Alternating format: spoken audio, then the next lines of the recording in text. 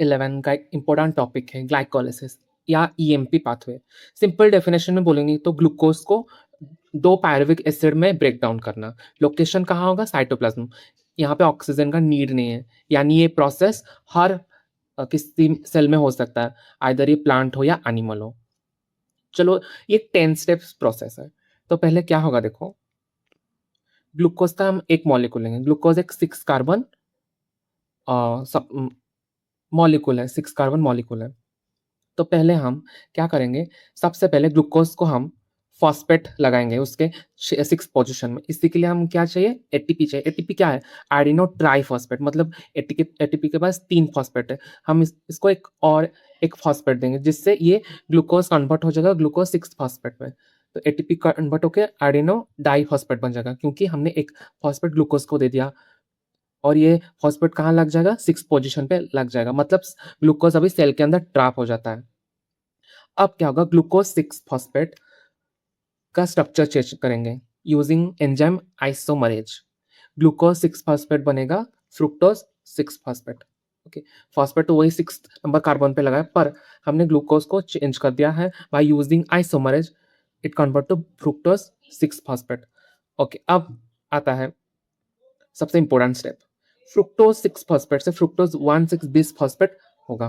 कैसे? यहाँ पे फिर से एटीपी यूज होगा, क्योंकि अभी हमें एटीपी को फॉस्फेट ग्रुप को 1 नंबर पोजीशन में लगाना है। तो ये बन गया फ्रुक्टोज 1,6 बिस फॉस्फेट। ओके, अब ये जो फ्रुक्टोज 1,6 बिस फॉस्फेट, ये बन जाएगा 2 मॉलिक्यूल में ब्रेक डाउन हो जाएगा यूजिंग अल्डोलेज।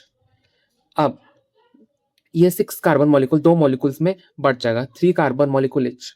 यहाँ पे देखो 3 कार्बन, ये भी एक बनेगा धाप डाईहाइड्रोक्सी एसीटोन फॉस्फेट, और एक पागल 3 फॉस्फोग्लिसरल एल्डिहाइड। ये दोनों ही सेम है।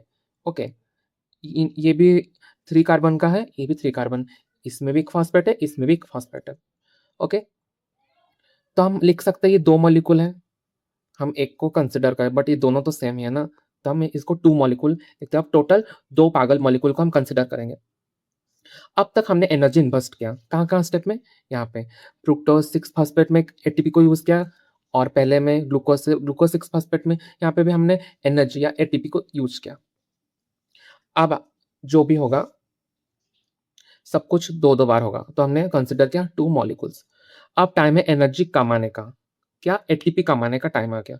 अब क्या होगा, ये जो पागल है 3 फॉस्फोग्लिसरल्डिहाइड, ये क्या होगा? कन्वर्ट हो जाएगा, कन्वर्ट होता है टू 1,3 बिस फॉस्फोग्लिसरिक एसिड। यहाँ पे NAD प्लस कन्वर्ट होके क्या बनेगा?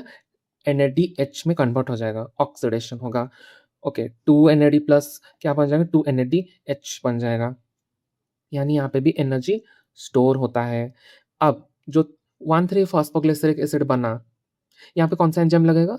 Glyceraldehyde D hydrogenase enzyme use होगा। अब आते हैं 1,3 फॉस्फोग्लिसरिक एसिड जो बना, अब ये कन्वर्ट होगा 3 फॉस्फोग्लिसरिक एसिड में। ओके, यहाँ पे ये अरेंजमेंट होता है। ओके, एक अरेंजमेंट होगा 1,3 बिस फॉस्फोग्लिसरिक एसिड से 3 फॉस्फोग्लिसरिक एसिड। यहाँ से हम एक फॉस्फेट ग्रुप को निकाल देंगे, तो यहाँ पे कोई एटीपी यूज नहीं होगा। तो इसमें क्या होगा? एटीपी बनेगा।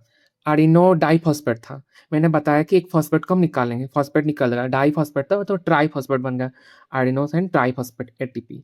ओके, फिर ये कौन सा एंजाइम लगेगा? काइनेज। ओके, यहाँ पे याद रखना एटीपी बना, कितना एटीपी?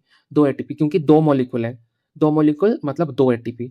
अब आते हैं 3 फॉस्फोग्लिसरिक एसिड से बनेगा 2 फॉस्फोग्लिसरिक एसिड। यहाँ पे भी बस हम पोजिशन ही चेंज कर रहे हैं। यहाँ पे हमने फॉस्फेट निकाला, यहाँ पे हम पोजीशन चेंज करेंगे। 3 फॉस्फोग्लिसरिक एसिड से 2 फॉस्फोग्लिसरिक एसिड, एंजाइम यूज होगा म्यूटेज। ओके, ये 8 नंबर स्टेप था। अब क्या होगा? 2 फॉस्फोग्लिसरिक एसिड से हम बनाएंगे फॉस्फोइनोल पायरुवेट। अब यहाँ पे वाटर रिमूव होगा, वाटर रिमूव होने से ही फॉस्फोइनोल पायरुवेट बना। ओके, 2 फॉस्फोग्लिसरिक एसिड से फॉस्फोइनोल पायरुवेट, जिससे वाटर रिमूव होता है। फिर फॉस्फोइनोल पायरुवेट से हम बनाएंगे पायरुवेट। क्या बनाएंगे? पायरुवेट। यहाँ पे भी एटीपी बनता है। कैसे? यहाँ पे भी एक फॉस्फेट ग्रुप था, हमने देखो बिस फॉस्फेट से खाली फॉस्फेट बना, यहाँ पे एक फॉस्फेट निकाला, फिर भी एक फॉस्फेट था ना, फिर 3 से हम सेकंड पोजीशन पे लाए फॉस्फेट को और जो फॉस्फेट है उसको हम निकाल देंगे। जिससे क्या होगा एडीपी जो था एडिनो डाइफॉस्फेट से ट्राइफॉस्फेट बनता है। तो ये बन गया ट्राई 3। यहाँ पे भी एटीपी बनता है। तो फाइनल प्रोडक्ट क्या है? कितने पायरुवेट बने? 2 पायरुवेट बने। क्यों? हमने कंसीडर किया था पागल को एज़ अ 2 मॉलिक्यूल क्योंकि ये दोनों एक ही कार्बन थे। ये भी 3 कार्बन का था, ये भी 3 कार्बन था। तो लास्ट में कितने पायरुवेट बने? याद रखना 2 पायरुवेट। ओके। यहाँ पे एटीपी 2 बने, यहाँ पे भी एटीपी 2 बने। तो लास्टली हम बोल सकते हैं डायरेक्ट एटीपी सबस्ट्रेट लेवल पे। डायरेक्ट एटीपी कहाँ बना? यहाँ एक फॉस्फोइनोल पायरुवेट से पायरुवेट बनने के लिए 2 एटीपी बने। 1,3 बिस फॉस्फोग्लिसरिक एसिड से 3 फॉस्फोग्लिसरिक बनने से यहाँ पे 2 एटीपी बने। तो डायरेक्ट हम बोल सकते हैं 4 एटीपी बने। कंज्यूम्ड कितने हुए थे? यहाँ एक एटीपी कंज्यूम हुआ 1 एक और यहाँ पे 1 बना। ग्लूकोज से ग्लूकोज 6 फॉस्फेट पे एक एटीपी यूज होता है। फ्रुक्टोज 6 फॉस्फेट से फ्रुक्टोज 1,6 बिस फॉस्फेट बनने से यहाँ पे एक एटीपी यूज हुआ था। तो 4 एटीपी डायरेक्टली बने और 2 एटीपी कंज्यूम्ड हुए। तो नेट गेन एटीपी कितना हुआ? 2 एटीपी। Indirect through NADH. तो याद रखना 1 एनएडीएच से तो 2 एनएडीएच से 3 एटीपी। तो टोटल कितने हुए? 6 एटीपी थ्रू। तो याद रखना 1 NADH is equal to 3 ATP. पर यहाँ में कितने एनएडीएच थे? यहाँ पे 2 एनएडीएच बने ना। तो 1 NADH is equal to 3 ATP. तो 2 एनएडीएच मतलब बने तो 6 एटीपी इनडायरेक्टली। डायरेक्टली 4, कंज्यूम हुए 2, इनडायरेक्टली 6। तो याद रखना ग्लाइकोलाइसिस। ग्लाइकोज मतलब शुगर, लाइसिस मतलब स्प्लिटिंग। हमने देख लिया कि ग्लाइकोलाइसिस कैसे स्प्लिट होके बना पायरुवेट। और याद रखना ये हर लिविंग सेल में होगा, प्रोकैरियोटिक में भी, यूकैरियोटिक में भी।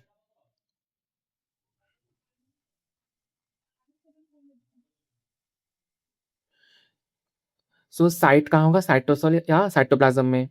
इसको ईएमपी पाथवे क्योंकि ये सब साइंटिस्ट ने डिस्कवरी किया था। ये होता है पार्शियल ब्रेकडाउन और ऑक्सीडेशन ऑफ ग्लूकोज। यहाँ पे ग्लूकोज को एक मॉलिक्यूल लेंगे, एक मॉलिक्यूल 6 कार्बन। पर पायरुवेट कितने बने? 2 मॉलिक्यूल। 2 पायरुवेट कितने 2 मॉलिक्यूल बने पर कितने कार्बन का होता है? एक पायरुवेट 3 कार्बन का होता है। मतलब ये 6 कार्बन हो गए। यहाँ पे कोई कार्बन डाइऑक्साइड नहीं बना इंडिपेंडेंट टू O2।